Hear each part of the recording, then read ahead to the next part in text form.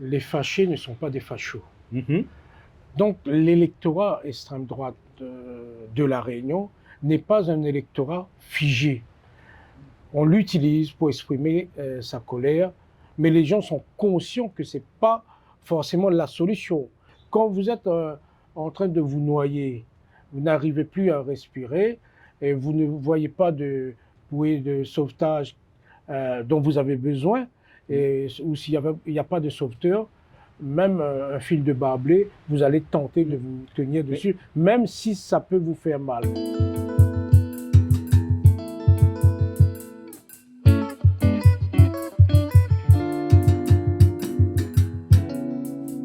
Bonjour Jean-Luc Ratenon.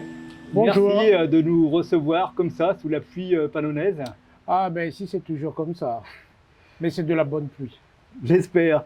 Donc à Parallèle Sud, on s'est engagé depuis près de 2 mois à essayer de scruter l'avancée de l'extrême droite, expliquer l'avancée de l'extrême droite. On ne pensait pas que les choses iraient aussi vite avec cette dissolution précipitée de l'Assemblée nationale qui nous oblige donc à repartir aux urnes les 30 juin et 7 juillet. Vous-même, Jean-Luc Ratenon, j'imagine que vous êtes candidat, peut-être même avez-vous déjà déposé votre candidature? Non, je n'ai pas déposé encore, mais ce sera fait très bientôt. Mais ce qui est sûr, ce sera fait avant dimanche, puisque c'est la date de clôture. Il faut repartir au combat parce que c'est extrêmement important. Nous vivons une situation assez exceptionnelle. Et l'annonce de Macron suite aux résultats de l'élection européenne, ça a été une bombe. Peut-être que le mot n'est pas adapté dans la période actuelle avec tous les conflits dans le monde. Vous ne vous y attendiez pas? Non, moi personnellement pas du tout, mais à mon avis presque personne s'attendait à cela. Et avec toutes les conséquences que ça a. Et une dissolution, une élection rapide, sachant qu'il y a des démarches à faire, que ce soit pour l'ouverture du compte de campagne, puisqu'on n'a pas le droit de dépenser sans utiliser le compte de campagne. Il y a des règles. Oui. Il y a les affiches, même les imprimeries n'ont pas suffisamment de papier, etc., etc. Donc, c'est vraiment une situation exceptionnelle. Après, et là, vous serez candidat Front Populaire, de ce que j'entends depuis dimanche soir. C'est ce qu'on entend. Qui annonce qu'on va faire un Front Populaire. Et vous, je vous imagine candidat Front Populaire, mais pour l'instant, nous ne sommes que jeudi. Et je ne sais pas si les choses sont déjà officialisées. Non, tout n'est pas encore terminé parce qu'il y a l'annonce et puis il y a l'aspect programmatique, il faut arrêter, et puis la représentation aussi dans telle ou telle circonscription. Les discussions sont en train d'être terminées au moment où on parle.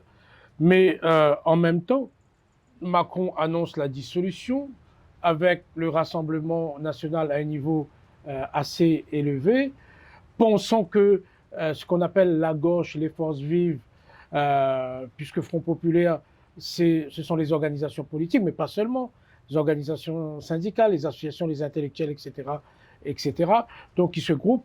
Macron ne s'attendait pas à cela. Et face justement à cette situation exceptionnelle, les organisations sont en train de réussir à s'entendre. Et ça démontre quand même le sens de la responsabilité face à l'avenir.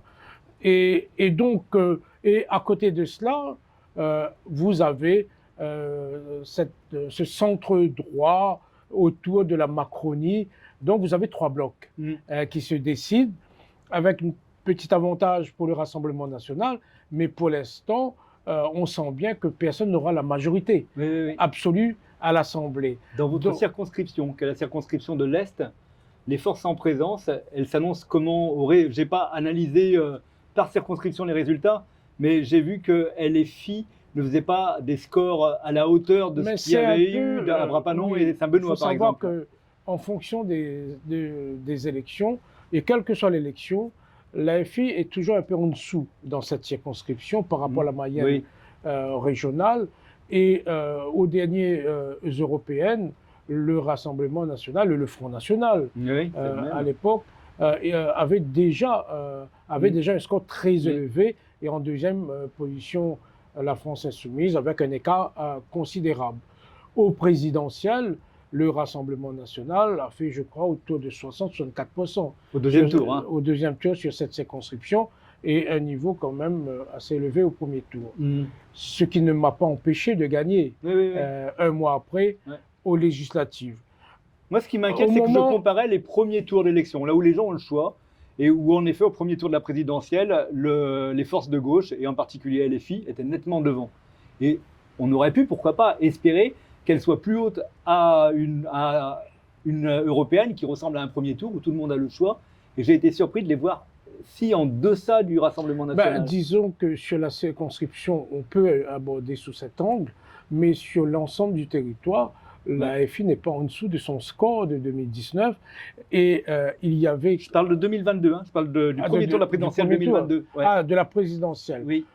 Mais effectivement, donc, l'élection présidentielle, c'est la personnalité aussi. La personne de Jean-Luc Mélenchon, sa capacité à rassembler, sa capacité à faire de la pédagogie, à faire de la démocratie participative, à faire de l'éducation populaire en période électorale. On se souvient des élections présidentielles quand Jean-Luc Mélenchon, à chaque fois où il était présent, on sent bien que ça monte en puissance. Et je pense que s'il était là, tête de liste à l'élection européenne, sans rabaisser le score de Mme Aubry, je pense qu'il aurait pu peut-être doubler le score, puisqu'il y avait de la marge. Donc c'est en fonction des personnalités. Et dans une élection européenne, à mon avis, les électeurs se lâchent un peu. Se lâchent un peu et expriment leur colère, leur désespoir et la détresse par rapport à leur situation, la situation qu'ils vivent sur le territoire. Mais ils l'ont exprimé prioritairement sur le Rassemblement national, alors que cette colère et cette détresse pouvaient aussi s'exprimer sur les forces de la France insoumise, qui a un programme social qui convient pour répondre à cette détresse. Si on regarde les programmes, notamment de la NUPES, c'est le programme, qui correspond au mieux à l'aspiration de la population, qui répond mieux aux attentes des hommes et des femmes qui habitent le pays, aux familles, etc. Et sur tous les plans, et notamment sur l'aspect social. Et pourtant, les gens ont plutôt basculé sur le rassemblement. Mais la NUPES, c'était un rassemblement. Et aujourd'hui, il y a l'éclatement, ce qu'on appelle des gauches. L'éclatement des gauches, ce qui, de fait, favorise le Rassemblement national. Puisque les gens voulaient donner une leçon à Macron. Et donner une leçon à Macron, pour eux, c'était pas possible de le faire de manière éclatée. Et donc, il fallait se concentrer là-dessus. Mais en même temps aussi, c'est une réponse aussi au barrage mis en place en 2022. Et donc, ils ont voulu, pas seulement Macron, mais donner une leçon aussi à l'ensemble des organisations politiques, une façon de dire, vous ne nous avez pas entendus, vous ne nous avez pas écoutés, et vous ne voyez pas notre détresse, ou vous ne voyez pas suffisamment notre détresse. Et là, à mon avis, comme pour eux, le seul qui pouvait battre Macron et pouvait humilier le camp de Macron, c'était le Rassemblement national. Et comme là, il y a ce nouveau Front populaire qui arrive, qui surprend un peu tout le monde, je pense que là, ils vont se dire, il y a moyen là d'appliquer un programme. Et là, on revient au cœur du sujet, Front populaire, extrême droite. On fait clairement référence à une période de l'histoire dramatique du Front populaire contre les montées des extrêmes droites en Europe à la fin des années 40, qui ont donné le nazisme, le fascisme. Cette extrême droite à La Réunion, j'aimerais qu'on essaie de la définir, d'où elle vient. Vous, Jean-Hugues Ratenon, est-ce que vous avez comment vous l'avez vu monter cette extrême droite? Je le dis, et je le dis à plusieurs reprises, les fâchés ne sont pas des fachos. Donc l'électorat extrême droite de La Réunion n'est pas un électorat figé. On l'utilise pour exprimer sa colère, mais les gens sont conscients que ce n'est pas forcément la solution.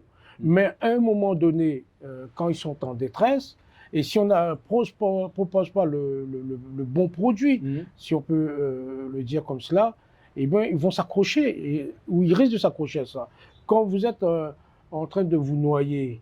Vous n'arrivez plus à respirer et vous ne voyez pas de bouée de sauvetage dont vous avez besoin, ou s'il n'y a pas de sauveteur, même un fil de barbelé, vous allez tenter de vous tenir dessus, même si ça peut vous faire mal. À ce moment-là, vous ne pensez pas à tout cela. Et en même temps, je pense que par rapport au Front populaire qui arrive et par rapport à cette période de l'histoire, je pense que la population est très loin de cette histoire, justement. Oui. Et ça ne va pas leur parler, n'arrive cette pas référence à au fascisme, cerner. au nazisme, Voilà. au Front populaire. Mais s'ils regardent les photos, les images d'avant, et s'ils regardent les images d'avant, on peut voir la comparaison, la manière où ils se mettent, où ils sont posés, la façon où ils se déplacent, leur entourage. Il y a des images quand même qui ne trompent pas. Et donc, c'est-à-dire dans la façon il y a des signes au Rassemblement national qui nous ramènent à... Il y a des signes quand même chez certains qui nous ramènent. Par exemple, et bon, on voit toujours des colosses à côté, la force, l'autorité par la force, etc., etc. Donc, ce sont des signes quand même qui vous donnent un peu le tempo. Mais en même temps, il y a un signe aussi, c'est que, alors même qu'ils étaient contre la réforme de la retraite, par exemple, le passage à 64 ans, et dès le moment où il y a ce succès électoral, ils reviennent un peu sur l'opposition en disant, écoutez, nous n'allons pas... c'est plus une priorité, alors que c'était une priorité avant les élections. Ça veut dire quoi? L'élection pourrait se jouer aussi là-dessus. Est-ce qu'il va y avoir un parti qui va dire on revient à la retraite à 60, 62 ans, je ne sais pas, hein, et ça peut se jouer aussi parce que ce sont des signes qui vous permettent de tirer et de voir ce qu'il y a derrière. Parce que, par exemple, quand on a proposé le texte sur l'augmentation du SMIC ou des amendements dans le cas de la proposition de loi ou sur le loi de finances, etc. Et donc, eux, ils ont voté contre. Donc, on voit bien que le monde du social, ce n'est pas leur monde. Et donc là, ils sont en train d'aller pêcher un peu dans tous les sens pour trouver des candidats, notamment issus des classes populaires. Mais si on regarde les premiers parlementaires, parce qu'entre nous, ça fait très longtemps qu'ils sont au pouvoir. C'est-à-dire ils ont des mandats. Ils ne sont pas au pouvoir, mais ils ont des mandats. Et ils ont des mandats longtemps et plusieurs années, peut-être même dizaines d'années, avant même nous, la NUPES ou à ce jour de jeudi, on sait déjà quel est le candidat du Rassemblement national sur cette circonscription-là? Oui. Moi, je le sais, mais ce n'est pas à moi de l'annoncer. Ça va être Johnny Payette? Non, ce ne sera pas lui. Et je crois que c'est déjà public, je crois, mais ce n'est pas à moi de... D'accord. Mais je pense qu'il faut regarder les bases, les fondations. C'est la classe bourgeoise, c'est la bourgeoisie française, la bourgeoisie qui s'éloigne un peu des centres où il y a la mixité, etc., etc. Ben Jordan Bardella, il joue un peu le gars de la banlieue du 93, qu'il habitait dans un immeuble. Mais on voit à chaque fois, si vous regardez la télé, il y a toujours des gardes corps et peut-être même armés à côté. Il y a des images, il y a la façon de se déplacer, la façon de parler, etc., etc. Maintenant, il ne faut surtout pas blâmer les hommes et les femmes qui votent pour le Rassemblement national, et notamment cette vague, et notamment la vague rayonnaise et la vague de la circonscription. Parce que, comme je l'ai dit, ce sont des gens fâchés. Et c'est ça, je voudrais rebondir sur le mot fâché. Parce que fâché, votre carrière, vous, Jean-Hugues Grattenon, a commencé sur des barrages, sur la route, vous étiez avec les fâchés. Ah, je suis un fâché. Vous êtes un fâché. Extrêmement fâché vis-à-vis de ce gouvernement. Et des précédents. Et des précédents, mais sur des points bien précis. Alors que là, c'est sur le projet de société qui pose problème globalement. Et c'est pire qu'avant. Et quand on regarde mes votes, mes interventions, à chaque fois, je suis intervenu pour contrer ce gouvernement, contrer la Macronie. Et donc, ces fâchés-là, ils étaient un peu récupérés à l'époque par le Parti communiste réunionnais. Vous avez frayé avec le Parti communiste réunionnais, vous participiez au rassemblement du PCR. Pourquoi aujourd'hui, ces mêmes fâchés ils se reconnaissent plus dans une voie de gauche. Parce qu'il y a, Qu'est-ce qui a fait la... je pense qu'il y a ce phénomène de division, mais à un moment donné, il y a eu aussi dire allons renverser tout et on verra. On verra aussi. Donc, le fait que le Rassemblement national, le Front national arrive au pouvoir, ça pose pas forcément de problème pour eux. Parce que dans leur tête, ça ne peut pas être pire que ce gouvernement-là. Et en même temps, ils se disent, ben écoute, il n'y a que qui peut-être pourraient arriver au pouvoir. Et c'est pour cela que je reviens à ce qui se passe sur le plan national. Au moment où on parle, ils n'auront pas la majorité absolue. Par contre, il y aura entre eux, c'est-à-dire les fâchés qui votent pour eux, il y a un peu de fâcheux aussi, hein, et le Front populaire, eh bien, ça va faire un bloc anti-Macron.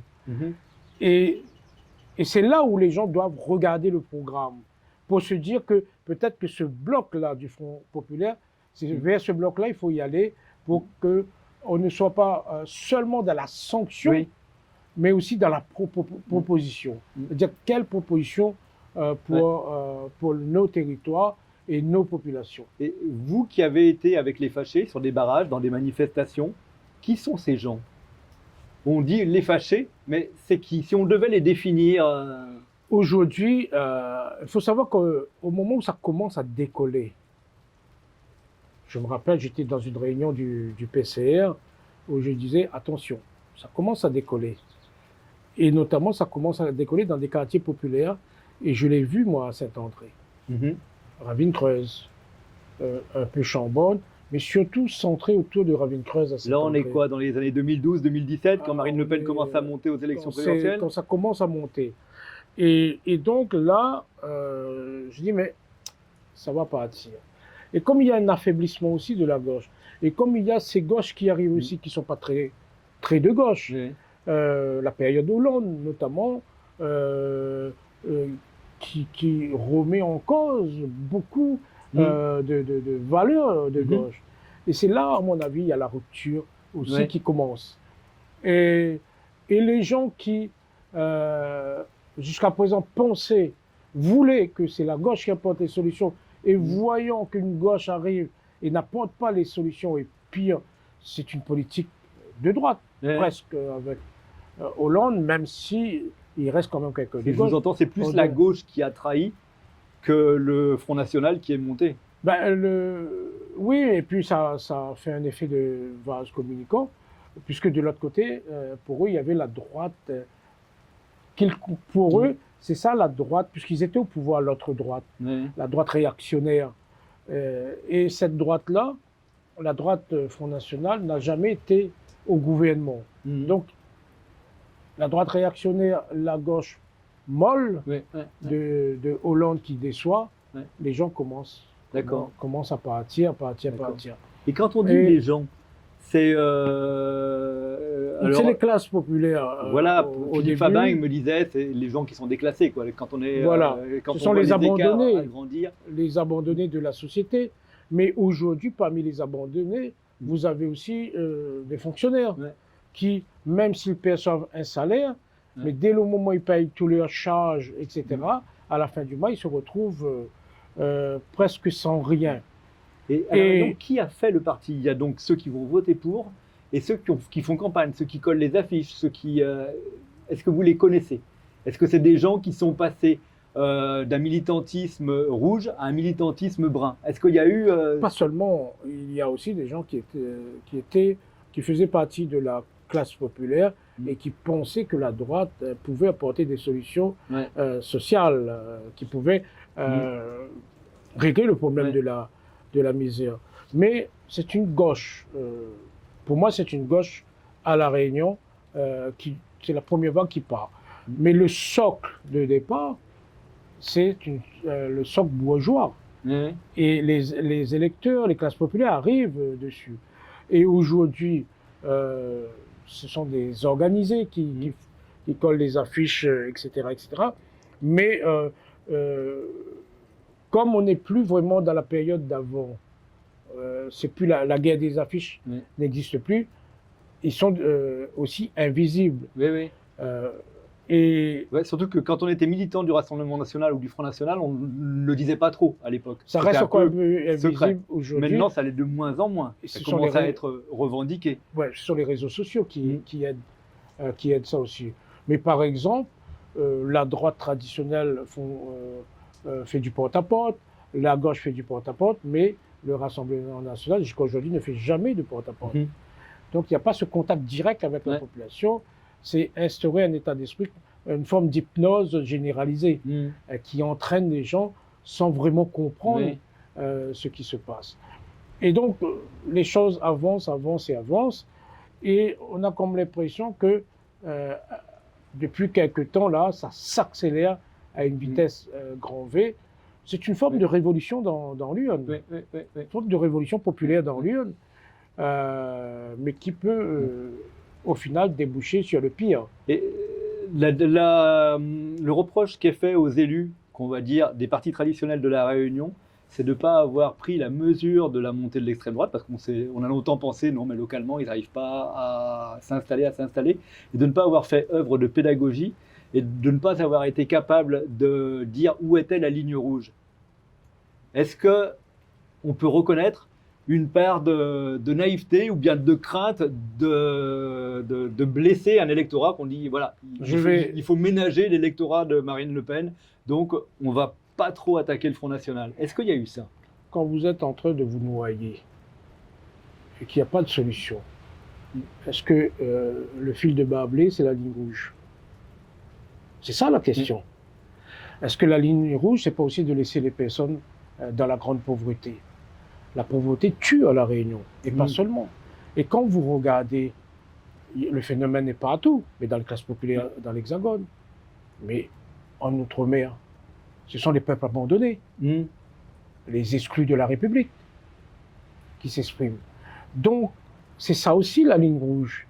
C'est-à-dire, la solution, c'est pas forcément la pédagogie. La solution, c'est d'apporter des réponses aux préoccupations. Donc, c'est bon d'apporter la pédagogie. Il faut le faire.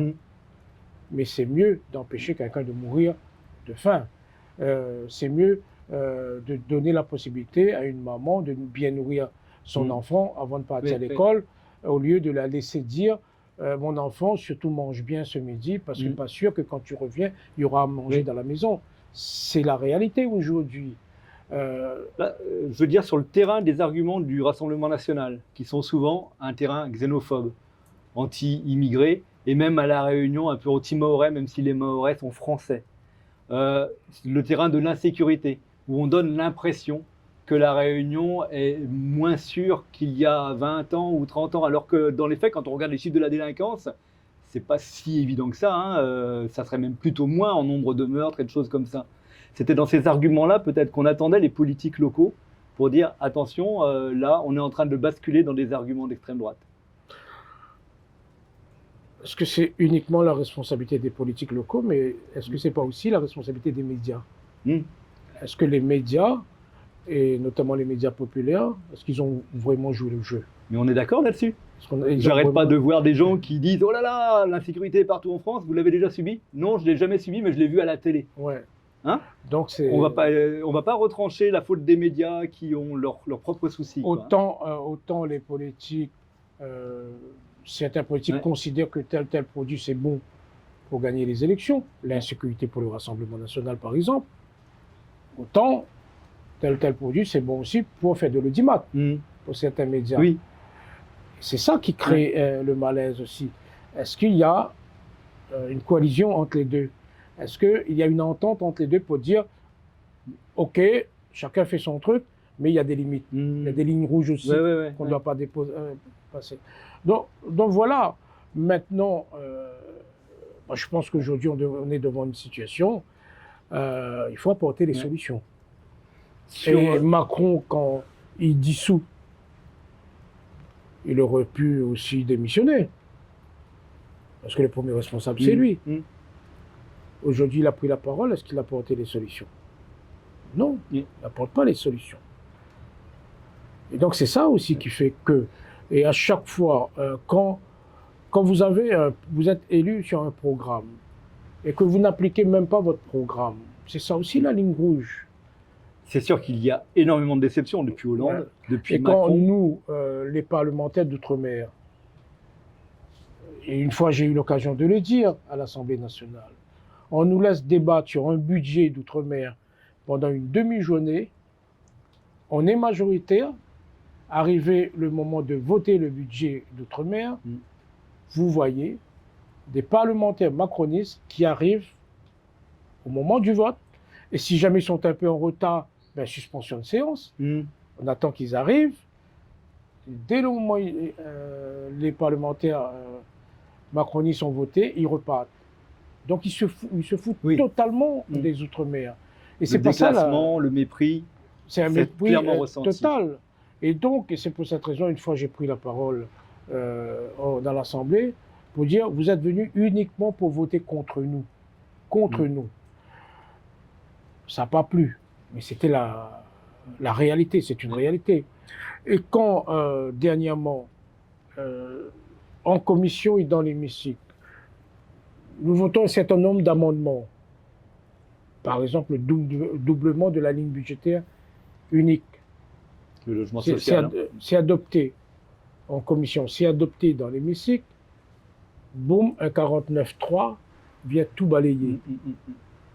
Alors que les parlementaires, on faisait bloc. Que ce soit les 6 parlementaires de la NUPES, mais aussi Mme Nathalie Bassir. On faisait bloc. Donc ça veut dire qu'on est l'expression de la population rayonnaise. C'est-à-dire 100% des gens qui ont voté pour nous, ou peut-être n'ont pas eu le temps aussi, ont voté à travers notre voix, ont voté pour l'augmentation. C'est une demande unanime. Le pouvoir parisien décide que c'est non. Ça veut dire Paris commande et nous, on doit toujours marcher au pas. Et les gens voient ça. Le peuple voit ça. Et à un moment donné, le peuple dit, écoutez, ben si c'est comme ça, c'est comme ça. Ça, c'est clair. Le désamour vis-à-vis des politiques qui ont été menées depuis plusieurs quinquennats, il est affiché. Maintenant, on cherche une autre issue, qui peut être le Front populaire, mais qui peut aussi être l'extrême droite au pouvoir. J'en reviens au territoire de la Réunion. Quand on a des phénomènes comme à Saint-Benoît sur l'insécurité, c'est là où vous avez eu des réactions qui pouvaient être les mêmes que celles du Rassemblement national. Et c'est là peut-être où les électeurs ont pu se perdre. Non, parce que les médias m'ont entraîné là-dedans.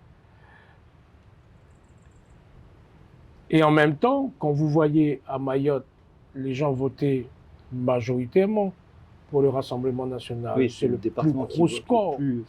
Là-bas, on a dépassé la barre des 50%. Mais les Mahorais n'étaient pas d'accord avec moi.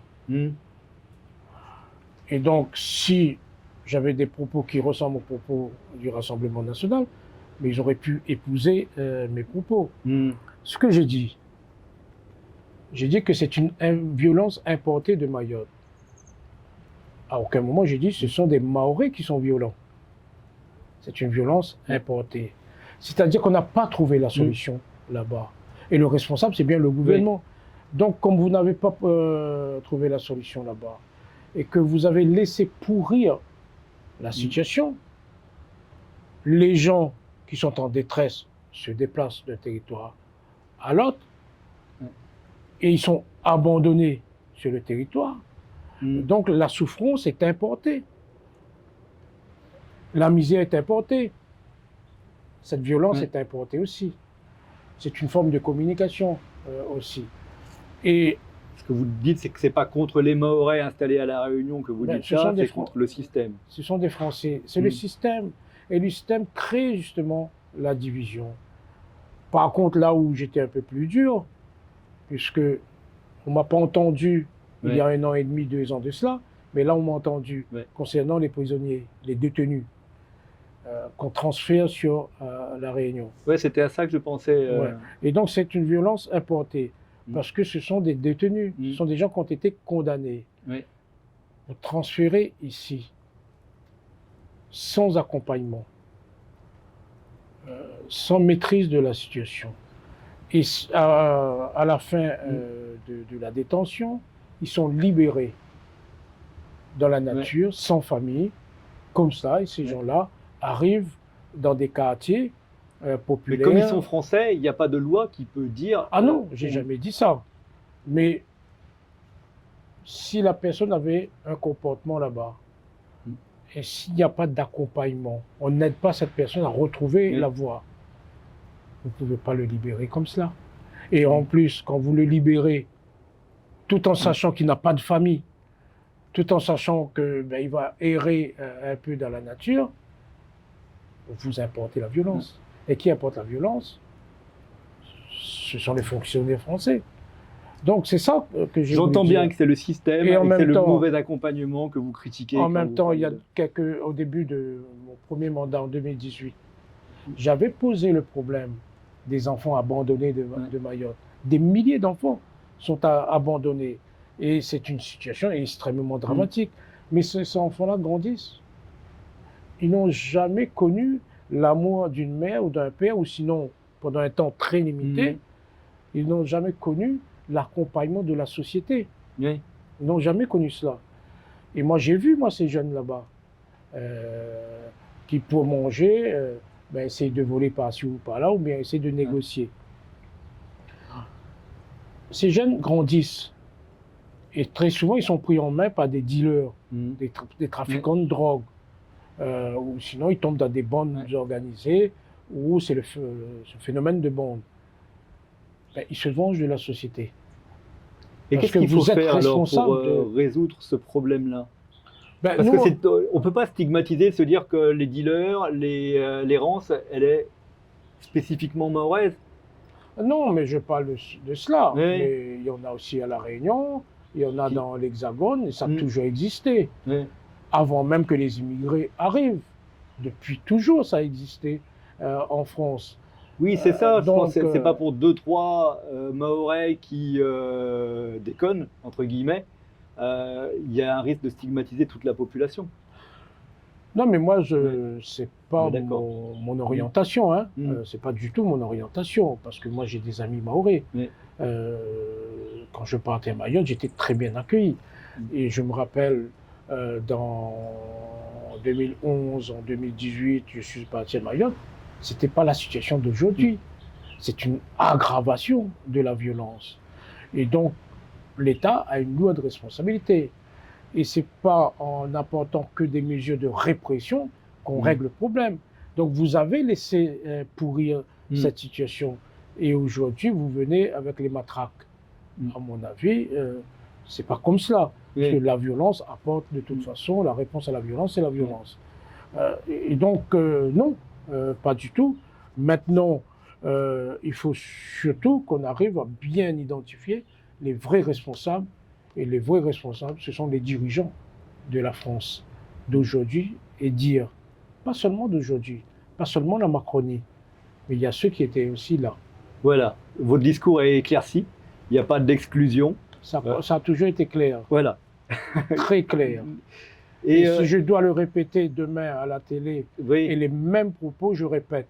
Parce que moi, je sais ce que j'ai dit, et je sais, et notamment avant de le dire, j'ai échangé avec les proches, etc., etc. Mais ce sont les médias qui ont amplifié cela. Ils ont trouvé la faille, ils ont amplifié. Mais en même temps, au moins le débat est posé. Et il y a une particularité, alors je ne sais pas si elle est réunionnaise, peut-être que dans d'autres départements on le trouve, mais des élus du Rassemblement national, je pense à Jean-Luc Poudroux, qui était mêlé à tous les autres élus jusqu'à présent, à Johnny Payette, qui lui s'est déclaré à un moment donné Rassemblement national, et c'était pas possible de mettre une barrière face à lui. Avec Johnny Payette, vous avez entretenu des relations cordiales. Vous allez quand il vous invite à faire une inauguration, ou il était peut-être même venu à un de vos meetings la dernière fois, lors de la dernière présidentielle.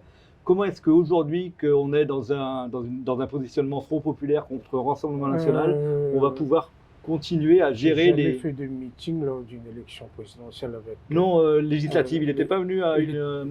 Il n'était pas encore vraiment Rassemblement national, hein. il a évolué avec l'évolution de l'électorat. Oui, Ce que moi, je ne fais jamais. Je n'évolue pas avec l'évolution de l'électorat. Ouais. Je garde ma ligne parce que moi, j'avance sur la base d'un Ouais. projet de principe, etc. Je ne suis pas un opportuniste comme beaucoup.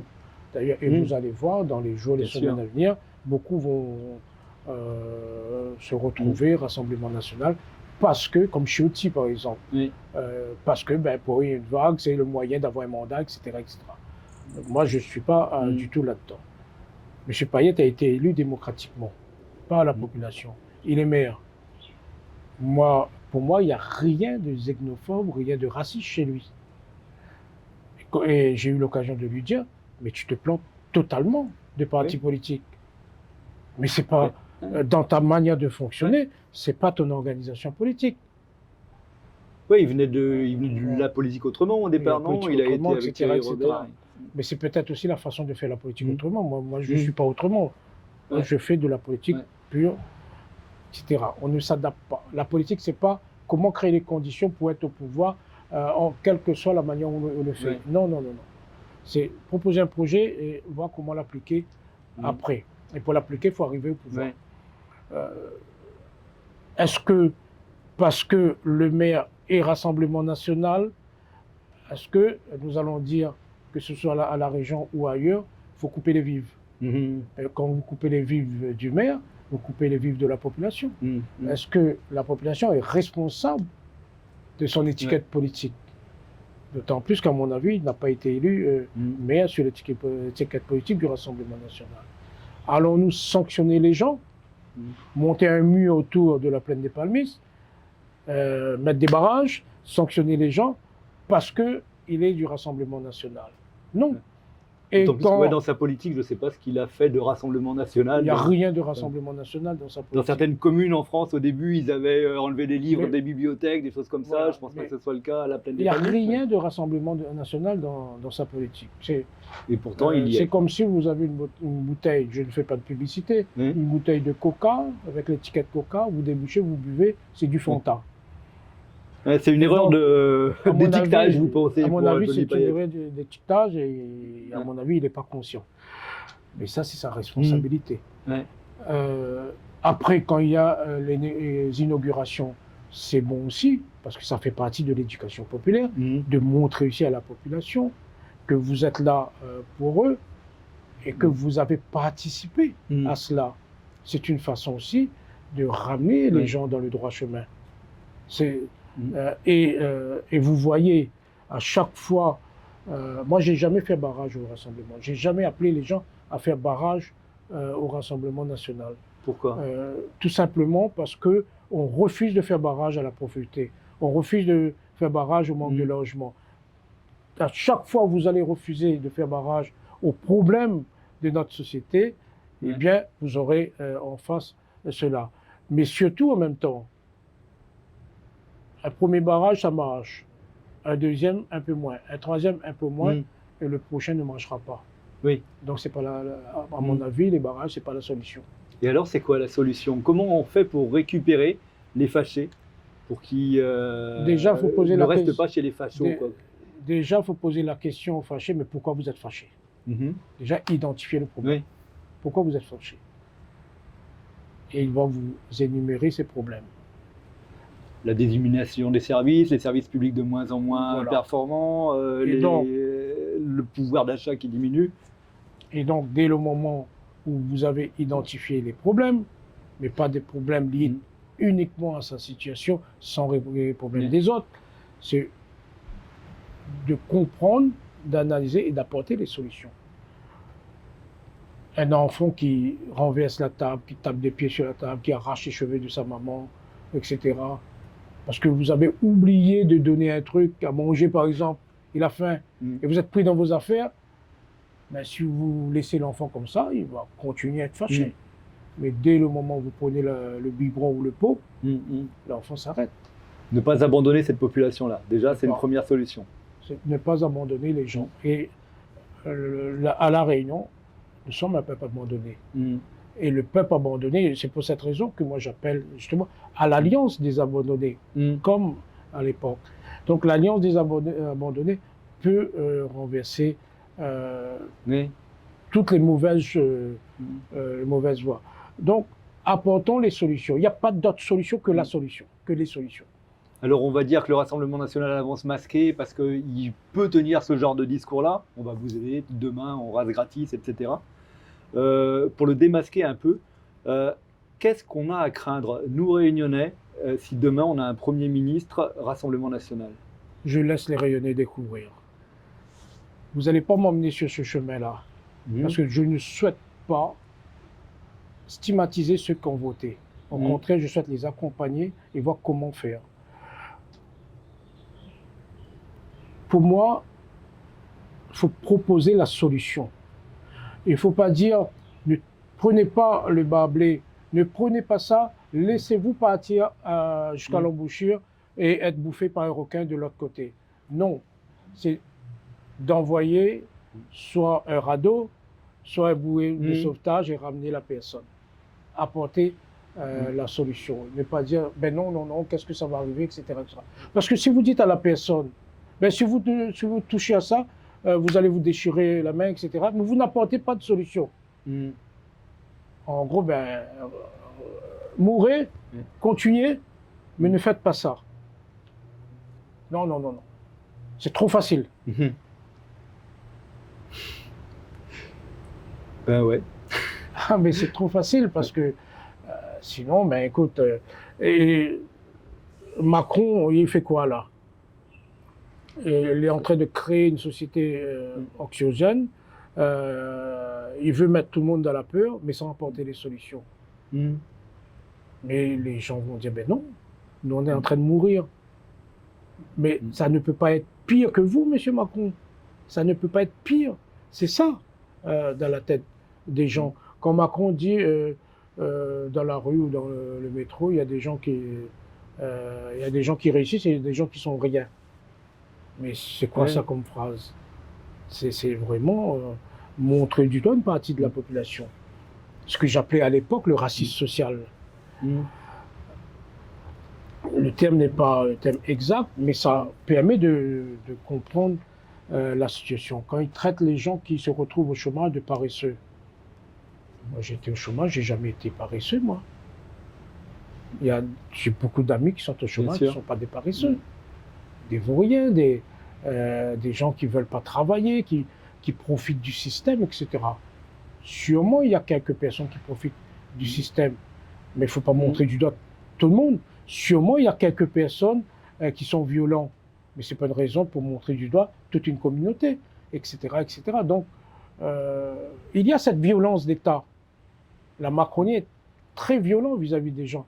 Quand aujourd'hui, vous avez des personnes qui travaillent dans les cantines, par exemple, qui nettoient du matin jusqu'au soir, qui ont des tâches extrêmement difficiles, qui, à force de répéter les mouvements, eh bien, se retrouvent avec des lésions et qui sont extrêmement fatigués, vous dites à ces gens-là, vous allez travailler, vous allez continuer à travailler.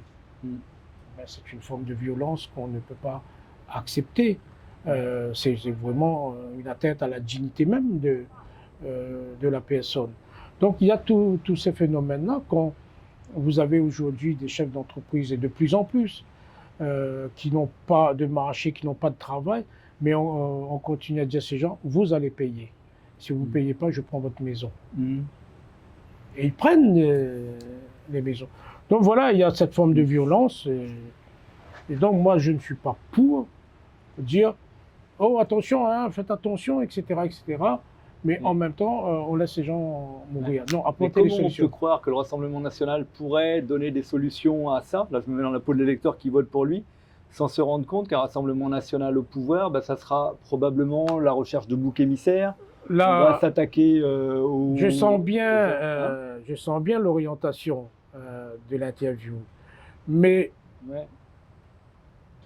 le Rassemblement national n'apportera pas de solution à la population. Par contre, il apporte une donnée. C'est-à-dire, faites vite, vous les progressistes, faites vite, apportez les solutions au peuple. Alors, pourquoi on n'apporte pas les solutions? Pourquoi on continue à dire, ne faites pas ça, mais on n'apporte pas les solutions en face? C'est ça le problème. Et c'est ça le vrai problème Bon, aujourd'hui. de fait, il n'y a pas eu de mouvement progressiste, de gouvernement progressiste en France depuis de longs... Depuis François Mitterrand. Oui, depuis François Mitterrand. Acceptons que François Mitterrand Hollande PMI, a trahi, et puis Hollande a trahi. Jospin a quand même fait les 35 heures. Oui, 35 heures, le parenthèse. dispositif emploi jeune, etc. Ouais, etc. L'accompagnement du monde associatif. Mitterrand, c'est la possibilité à des gens des classes populaires de créer leur entreprise. Aujourd'hui, beaucoup d'entreprises, beaucoup de personnes ont des entreprises qui sont en difficulté, mais il y a eu cette période quand même, c'est grâce à François Mitterrand, toutes les lois sociales, etc. etc. Donc, et il y avait beaucoup Il y a un besoin de revenir vers plus de mesures sociales, d'arrêter d'abandonner le peuple. Mais il y a quand même ce risque, si jamais le Rassemblement national prend le pouvoir, d'avoir 2 ans, 3 ans d'un gouvernement qui peut clairement basculer dans plus de sécuritaire, plus de surveillance, plus... Les gens, notre responsabilité, c'est de créer toutes les conditions, comme personne n'avait... Moi, j'ai nullement confiance en la Macronie. Oui. Donc, c'est créer toutes les conditions pour que les gens votent pour ce nouveau Front populaire, parce que derrière, il y a un programme. Il y a un programme, il y a un contrat qui lie les organisations. C'est ça la solution. Mais votre adversaire, ça va être le Rassemblement national. C'est pour ça qu'il faut aussi l'affronter sur ses propositions à lui, déceler les propositions qui risquent de nous mettre en difficulté. Quand vous dites... Au deuxième tour, peut-être vous serez face à un candidat du Rassemblement national. Peut-être, mais c'est une réalité qu'il faudra assumer. Et donc, ce ne sera pas de ma responsabilité. Ce ne sera jamais de ma responsabilité. Et il ne faut surtout pas compter sur moi pour amplifier le phénomène. J'ai ma méthode, et la méthode de barrage ne fonctionne pas. Donc, mais je ne veux pas orienter l'interview, je veux comprendre la méthode. Et donc, c'est à nous de créer les conditions. Et quand vous avez des politiques, des élus, qui pensent à leurs intérêts, et qui souhaitent négocier des trucs, etc., parce qu'ils se sentent en danger sur tel ou tel territoire, mais si vous vous sentez en danger par rapport à tel ou tel personnage ou telle organisation, faites le boulot. Faites le boulot et renversez la vapeur. Mais ne créez pas les conditions pour barrer un tel et laisser l'autre partir. Faites le boulot pour que vous soyez reconnus et acceptés et pour qu'il y ait la réconciliation avec une partie de la population qui vous a abandonné. Il faut se réconcilier avec la population et pour cela, il faut que certains arrêtent de faire de la politique politicienne. Et moi, aujourd'hui, Macron veut nous emmener vers ce chemin, de dire attention, attention, attention. Mais moi, j'ai envie de dire aussi attention, attention à Macron. Bon, après, j'ai une vision un peu nationale, même si je ne suis pas retourné en France depuis 30 ans. J'ai passé plus de temps à La Réunion qu'en France. C'est vrai qu'ici, j'ai l'impression qu'il y a peu de chances qu'il y ait un député Rassemblement national le 7 juin. Peut-être au tampon. C'est là où il était le plus proche, j'ai l'impression, de pouvoir accéder au deuxième tour, le candidat du Rassemblement national. Je ne sais pas, je crois que c'était Saint-Denis. Mais... Didier Warraud était à quelques... Il y avait Chaussalet qui était pas loin derrière Bassir et Didier Warraud qui était juste derrière. C'est pour ça que je me dis peut-être qu'au tampon. Bon, il sera, d'après mes informations, il ne sera pas candidat. Donc, ils se battent entre eux, là. Oui, ils se battent entre eux, Et donc, ce sont des bagarreurs. Maintenant, non, mais je pense qu'il y a de la pédagogie à faire dans la population. Mais il y a des pédagogies qui demandent beaucoup de temps. Et si vous essayez de faire cette pédagogie de manière compressée, ça risque de vous péter dans la figure. C'est ça. Donc, il faut faire très attention. Le barrage qui stigmatise l'électeur du Front National, on a vu que ça ne marchait pas. Ça ne marche pas et ça ne marchera jamais. Vous pouvez... c'est comme si vous insultez les gens sans tenir compte de leur... Vous ne pouvez pas... je ne sais pas, moi, à la limite, ce n'est pas très humain comme comportement. C'est-à-dire barrer la route au Rassemblement national sans apporter de solution aux gens. Mais ce sont des égoïstes qui fonctionnent comme ça. Et barrer la route pour que je garde mon pouvoir, je garde mes intérêts. Ben non. Mais faut avouer, hein, j'entends sans cesse autour de moi dire bah oui, on peut pas comme ça stigmatiser le Rassemblement national. On m'a notamment reproché de dire ouais la peste c'est une maladie, on va pas dire que les gens sont malades de la peste, quoi, déconne pas. Et il est vrai que il faut pas aller bien loin pour trouver parmi ses proches, parmi ses amis, parmi sa famille, des gens qui auront voté Marine Le Pen, qui auront voté Bardella. Dans toutes les familles. Dans toutes les Toutes les familles. familles. Et ça vote. Des fois, Et- le votant n'est pas trop de vous. Et moi, je cherche là des personnes qui ont voté Rassemblement national. Je sais qu'il est là, Hmm. mais quand je demande, tout le monde dit non, non, pas moi, pas moi. Mais qui alors? Oui, on vous le dit pas peut-être à vous parce que vous êtes le député France Insoumise. Ouais. Mais Et donc, non, mais je pense que il est urgent d'apporter des solutions. c'est un vote Je décontexté. reste sur cette ligne Hmm. et je ne changerai pas. Mais Et même je Marion lui- Maréchal Le Pen, dont les idées sont clairement racistes, Mais elle c'est- fait mieux que les Verts à La Réunion, je crois. mais Comment on a pu en arriver là? Zemmour, c'est le pire des racistes. Hmm. Mais il capte des voix. Ça veut dire que les gens sont tellement désespérés. Tellement désespérés. Mais en même temps, les gens sont en train de dire, ben, regardez-nous. On existe. Hmm. Et nous, on leur dit, ah non, non, ne faites pas ça, c'est pas bon pour vous. Mais ma situation n'est pas bonne. Vous me dites, prends pas ce chemin, c'est pas bon, Bien mais sûr. donnez-moi le chemin. Oui, bien sûr. Et dans les hypothèses de ce qu'il y a dans la tête du président Macron, il y a cette idée de se dire allez, on les met au pouvoir pendant 2-3 ans pour que les gens se rendent compte à quel point c'est pas possible. Il se plante. C'est dangereux. Il se Surtout. plante totalement. Il se plante totalement.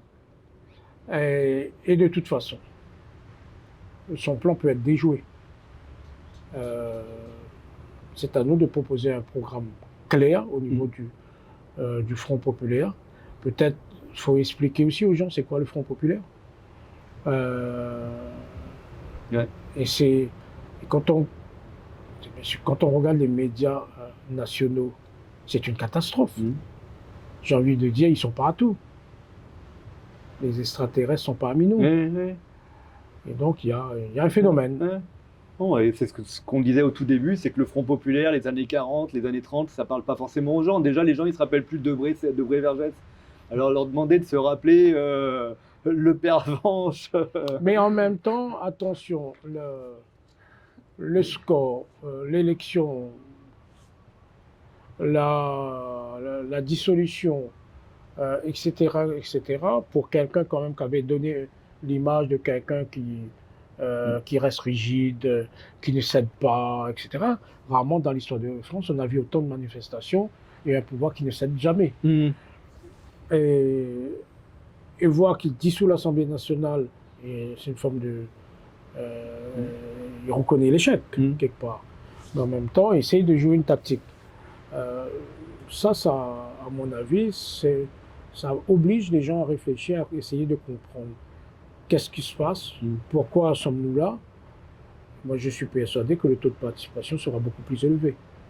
Oui, on ne peut pas faire pire que 75% d'abstention. C'est pas...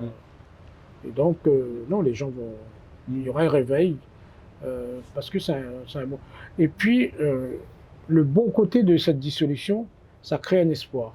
Et l'espoir, c'est le Front populaire. Sans cette dissolution, il n'y avait pas le Front populaire. Oui. Et ça a le mérite. Une action amène une réaction. Voilà. Voilà. Et s'il n'y avait pas eu Hitler, il n'y aurait pas eu la résistance. Voilà. On aurait préféré éviter d'avoir Hitler avant. Et Macron ne s'attendait pas à ça. Il n'a pas vu venir le Front populaire. Donc il est face à cela. Donc aujourd'hui, et c'est pour cette raison que le Front populaire a proposé, un membre du Front populaire a proposé un Premier ministre. Et donc le débat aujourd'hui, c'est de savoir, est-ce qu'on propose un nom ou un collectif? Moi, je suis pour qu'on propose un collectif. Donc ça veut dire quoi? Ça veut dire que d'un côté, le Rassemblement national propose un nom, le Front populaire propose un nom, ça veut dire que les conditions sont réunies. Et là, les gens vont faire le choix entre un Premier ministre du Rassemblement national ou un Premier ministre du Front populaire. C'est ça le choix aujourd'hui. C'est ce qui est fait, oui. On ne sait pas encore quel sera le nom du ministre proposé par le Front populaire, alors qu'on sait déjà celui pour le Rassemblement national. Peut-être qu'ils ont une petite longueur d'avance. Ils ont une petite longueur d'avance. Mais cette situation, pour moi, moi, c'est une situation qui me plaît aussi en même temps, parce que ça permet, ça crée une réaction chez les gens. Ça oblige les gens à réfléchir. C'est un grand moment d'éducation populaire. Oui, voilà, j'ai été un peu peut-être pointu dans l'interview. Tu dis, mais c'est ça que j'essaie de comprendre. Mais à quel moment on résiste?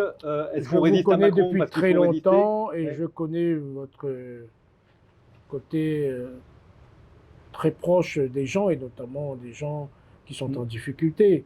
Je sais aussi que là, vous n'êtes pas seulement journaliste, vous êtes inquiet aussi en même temps. Tout le monde devrait être. Je m'interroge sur comment la société a pu se lépéniser à ce point. Ce qui fait que inconsciemment, vous orientez un peu. Inconsciemment. Je préfère dire inconsciemment. Vous essayez d'orienter parce que vous voulez. Voilà. Mais on va au fond des choses, quoi. Mais ne comptez pas sur moi pour oublier quand même qu'il y a un peuple qui souffre, pour dire c'est pas ça le chemin. Le chemin, c'est ça. Il faut être beaucoup plus concentré sur le chemin et non sur le chemin à ne pas prendre. Et là, on est trop sur le chemin à ne pas prendre. On n'est pas suffisamment concentré sur le chemin à prendre. Et le chemin à prendre, c'est pas faire barrage, mais c'est d'apporter des solutions. Okay. Bon, on va dire que c'est une bonne conclusion. Ben oui. Merci, M. Rattenon. Ben, moi, remercie à vous. Si vous avez aimé cette vidéo de Parallèle Sud, média réunionnais indépendant, partagez-la. Et si vous voulez soutenir la liberté de la presse, faites un don sur notre site parallèlesud.com. L'info est un droit, mais elle a un prix.